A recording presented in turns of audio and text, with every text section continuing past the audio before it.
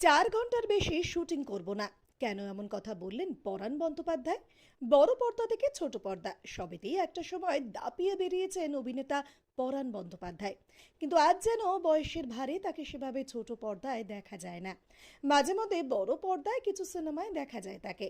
তবে বহুদিন পর আবারও সংসার সংকীর্তন ধারাবাহিকের হাত ধরে ছোট পর্দায় ফিরলেন অভিনেতা। কিন্তু কেন? আবার ফিরেই দিলেন এক শর্ত। জানেন কি কি সেই শর্ত? অভিনেতা জানান, এই প্রযোজনা সংস্থার কীর্তন আর কীর্তনের পর কীর্তন, এই দুটো ছবিতেই তিনি অভিনয় করেছেন। আর তারপর যখন সিনেমার গল্প নিয়ে ধারাবাহিক তৈরির কথা হয় তিনি রাজি হয়ে যান।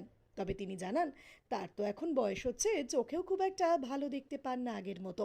আর তার উপর তিনি এখন 6 ঘন্টার বেশি বাইরেও থাকেন না। তাই 4.5 ঘন্টার বেশি তিনি শুটিং করতে পারবেন না, এর বেশি কাজ করতেও পারবেন না। তাই এই সময়ের মধ্যেই তাকে দিয়ে কাজ করিয়ে নিতে হবে। অভিনয়টা ভালোবাসেন বলেই এখনও কাজ করছেন।